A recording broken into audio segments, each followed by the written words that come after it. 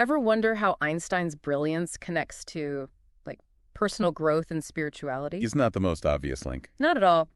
But that's what we're diving into today with Ernie Vecchio's book, Einstein and Intentional Evolution. It's a fascinating blend of psychology and, well, yeah, spirituality. Vecchio uses this really interesting analogy right off the bat, the ugly duckling. Ah, classic story. Right.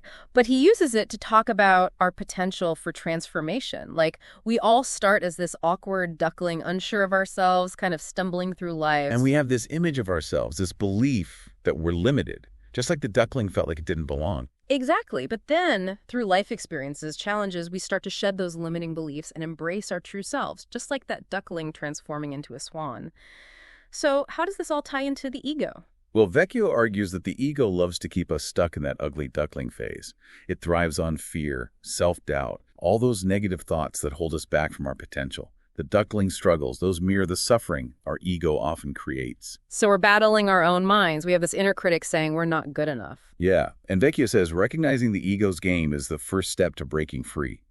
He believes we all have this inner wisdom, this guiding force within us, and that by tapping into it, we can overcome those self-imposed limitations. Okay, so we need to quiet the ego and listen to our inner wisdom.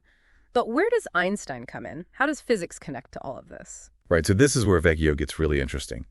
He links Einstein's awe of the universe to a more spiritual, even mystical perspective on life. Einstein called it secular mysticism, basically finding the divine or the sacred in the everyday wonders around us. So instead of following rigid dogma, it's about being open to the mystery and wonder of, like, existence itself. Exactly. And that connects to Vecchio's concept of spiritual gravity.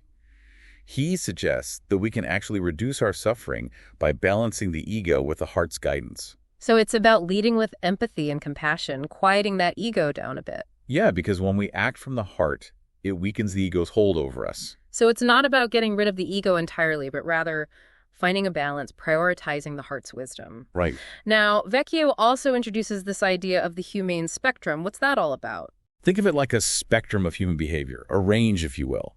At one end, we have pure ego. It's all about self-interest. Then on the opposite end, we have pure compassion, a genuine concern for the well-being of others. We all fall somewhere on that spectrum. So where we fall on the spectrum can shift and change depending on, well, life. Right. Exactly. It's fluid. Yeah. And importantly, Vecchio suggests we can consciously choose to move towards greater compassion. So if I'm understanding correctly, even the smallest actions, everyday choices can make a difference. Absolutely. Every interaction, every choice is an opportunity to tap into our better selves. It's about being intentional, right? Exactly. Being intentional. Vecchio calls it striving to live in a humane universe, a world guided by compassion and a sense of interconnectedness. That's a powerful image.